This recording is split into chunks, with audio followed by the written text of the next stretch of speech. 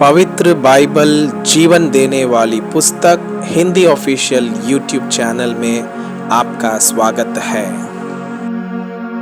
हमारे वीडियो प्रतिदिन प्राप्त करने के लिए कृपया हमारे चैनल को सब्सक्राइब करें और नोटिफिकेशन आइकॉन भी दबाएं। आज का पवित्र बाइबल पाठ पहला सामुएल के पुस्तक अध्याय 14 योनातान की विजय। एक दिन शाऊल के पुत्र योनातान ने अपने पिता से बिना कुछ कहे अपने हथियार ढोने वाले जवान से कहा, आ हम उधर फिलिस्तियों की चौकी के पास चलें। शामुएल तो गीबा की सीमा पर मिग्रोन में अनार के पेड़ के नीचे टिका हुआ था और उसके संग के लोग कोई 600 थे। और एली जो शीलो में यहोवा का याजक था, उसके पुत्र पिनहास का पोता और इकाबोद के भाई अहीतूब का पुत्र अहिया भी एपोद पहने हुए संग था। परंतु उन लोगों को मालूम न था कि योनातान चला गया है उन दर्रों के बीच में जिनसे होकर योनातान फिलिस्तियों की चौकी को जाना चाहता था। दोनों ओर एक एक नोकीली चट्टान थी। एक चट्टान का नाम बोसेस और दूसरी का नाम सेने था। एक चट्टान उत्तर की ओर मिकमाश के सामने और दूसरी दक्षिण की ओर गेबा के सामने खड़ी थी। तब योनातान ने अपने हथियार ढोने वाले जवान से कहा, आ हम उन खतरना रहित लोगों की चौकी के पास जाएं, क्या जाने यहोवा हमारी सहायता करे, क्योंकि यहोवा के लिए कोई रुकावट नहीं कि चाहे तो बहुत लोगों के द्वारा चाहे थोड़े लोगों के द्वारा छुटकारा करे। उसके हथियार ढोने वाले ने उससे कहा, जो कुछ तेरे मन में हो वही कर, उधर चल, मैं तेरी इच्छा के अनुसार तेरे संग रहूंगा। योनातान ने कहा, सुन, हम उन मनुष्यों के पास जाकर अपने को उन्हें दिखाएं। यदि वे हमसे यूं कहें, हमारे आने तक ठहरे रहो, तब तो हम उसी स्थान पर खड़े रहें और उनके पास ना चढ़े। परंतु यदि वे यह कहें, हमारे पास चढ़ आओ, तो हम यह जानकर चढ़े कि यहोवा उन्हें हमारे हाथ में कर देगा, हमारे लिए यही चिन्ह हो। तब उन दोनों ने अपने को फिलिस्तियों की चौकी पर प्रकट किया। तब फिलिस्ती कहने लगे, देखो, इब्री लोग उन बिल्लों में से जहां वे छिपे थे निकले आते हैं। फिर चौकी के लोग ने योनातान और उसके हथियार ढोने वाले से पुकार के कहा, हमारे पास चढ़ आओ, तब हम तुमको कुछ सिखाएंगे। तब योनातान ने अपने हथियार ढोने वाले से कहा, मेरे पीछे पीछे चढ़ आ, क्योंकि यहोवा उन्हें इस्राएलियों के हाथ में कर देगा। और योनातान अपने हाथों और पांवों के बल चढ़ गया और उसका हथियार ढोने वाला भी उसके पीछे पीछे चढ़ गया। फिलिस्ती योनातान के सामने गिरते गए और उसका हथियार ढोने वाला उसके पीछे पीछे उन्हें मारता गया। यह पहला संहार जो योनातान और उसके हथियार ढोने वाले के द्वारा हुआ, उसमें आधे भीगे भूमि में 21 पुरुष मारे गए। और छावनी में और मैदान पर और उन सब लोगों में थरथराहट हुई और चौकी वाले और आक्रमण करने वाले भी तरतराने लगे और भूकंप भी हुआ और अत्यंत बड़ी तरतराहट हुई। फिलिस्तियों की पराजय। बेन्यामीन के गीबा में शाऊल के पहराउओं ने दृष्टि करके देखा कि वो भीड़ घटती जा रही है और वे लोग इधर उधर चले जा रहे हैं। तब शाऊल ने अपने साथ के लोगों से कहा, अपनी गिनती करके देखो कि हमारे पास से कौन चला गया है। उन्होंने गिन कर देखा कि योनातान और उसका हथियार ढोने वाला यहाँ नहीं है। तब शाऊल ने अहिया से कहा, परमेश्वर का संदूक इधर ला। उस समय परमेश्वर का संदूक इस्राएलियों के साथ था। शाऊल याजक से बातें कर रहा था कि फिलिस्तियों की छावनी में हुल्लड़ अधिक बढ़ गया। तब शाऊल ने याजक से कहा, अपना हाथ खींच ले। तब शाऊल और उसके संग के सब लोग इकट्ठे होकर लड़ाई में गए। वहां उन्होंने क्या देखा कि एक एक पुरुष की तलवार अपने अपने साथी पर चल रही है और बहुत बड़ा कोलाहल मच रहा है। जो इब्री पहले फिलिस्तियों की ओर थे और उनके साथ चारों ओर से छावनी में गए थे, वे भी शाऊल और योनातान के संग के इस्राएलियों में मिल गए। इसी प्रकार जितने इस्राएली पुरुष एफ्राइम के पहाड़ी देश में छिप गए थे, वे भी यह सुनकर कि फिलिस्ती भागे जाते हैं, लड़ाई में आ उनका पीछा करने में लग गए। तब यहोवा ने उस दिन इस्राएलियों को छुटकारा दिया और लड़ने वालों बेताबेन की परली ओर तक चले गए। युद्ध के बाद की घटनाएं।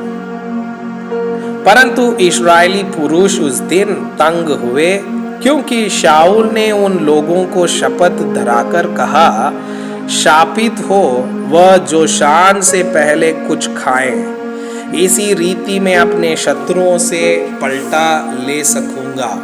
अतः उन लोग में से किसी ने कुछ भी भोजन ना किया और सब लोग किसी वन में पहुंचे जहां भूमि पर मधु पड़ा हुआ था। जब लोग वन में आए तब क्या देखा कि मधु टपक रहा है। तो भी शपथ के डर के मारे कोई अपना हाथ अपने मुंह तक ना ले गया। परंतु योनातान ने अपने पिता को लोगों को शपथ धराते ना सुना था, इसलिए उसने अपने हाथ की छड़ी की नोक बढ़ाकर मधु के छत्ते में डुबाया और अपना हाथ अपने मुंह तक ले गया। तब उसकी आंखों में ज्योति आई। तब लोगों में से एक मनुष्य ने कहा, तेरे पिता ने लोगों को खड़ी शपथ धरा के कहा है, शापित हो वह जो आज कुछ खाए। और लोग थके मंदे थे। योनातान ने कहा, मेरे पिता के लोगों को कष्ट दिया है। देखो, मैंने इस मधु को थोड़ा सा चखा और मेरी आंखें कैसी चमक उठी है। यदि आज लोग अपने शत्रुओं की लूट से जिसे उन्होंने पाया मनमाना खाते तो कितना अच्छा होता। अभी तो बहुत अधिक फिलिस्ती मारे नहीं गए। उस दिन वे मिकमाश से लेकर अय्यालोन तक फिलिस्तियों को मारते गए और लोग बहुत ही थक गए। इसलिए वे लूट पर टूटे और भेड़ बकरी और गाय बैल और बछड़े लेकर भूमि पर मार के उसका मांस लहू समेत खाने लगे। जब इसका समाचार शाऊल को मिला कि लोग लहू समेत मांस खाकर यहोवा के विरुद्ध पाप करते हैं, तब उसने उनसे कहा, तुमने तो विश्वासघात किया है। अभी एक बड़ा पत्थर मेरे पास लुढ़का दो।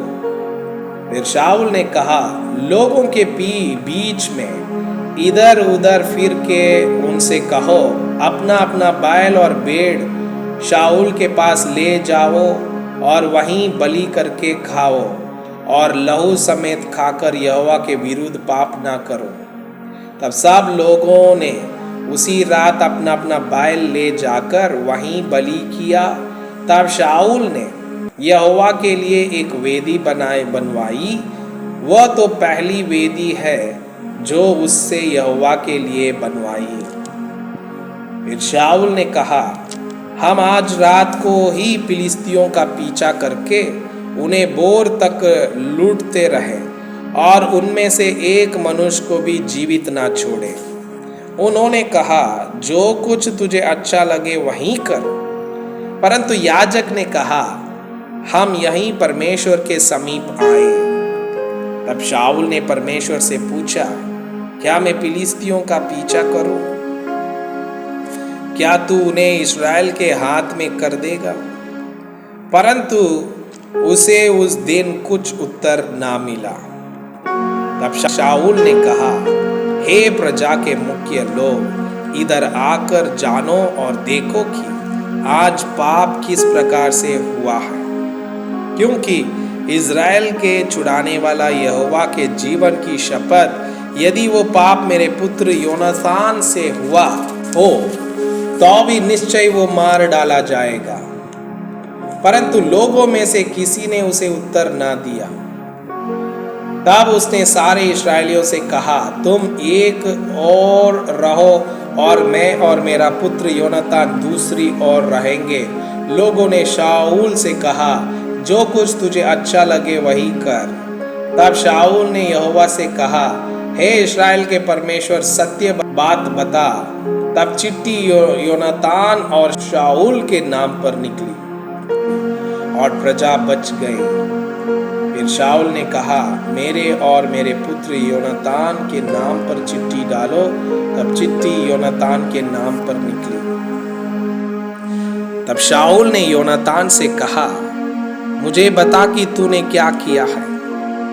योनातान ने बताया और उससे कहा, मैंने अपने हाथ की छड़ी की नोक से थोड़ा सा मधु चख लिया था और देख मुझे मरना है। शाऊल ने कहा, परमेश्वर ऐसा ही करे वरन इससे भी अधिक करे।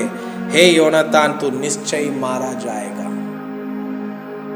परंतु लोगों ने शाऊल से कहा, क्या योनातान मारा जाए जिसने इस्राएलियों का ऐसा बड़ा छुटकारा किया है?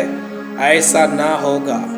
यहोवा के जीवन की शपथ, उसके सिर का एक बाल भी भूमि पर गिरने ना पाएगा, क्योंकि आज के दिन उसने परमेश्वर के साथ होकर काम किया है।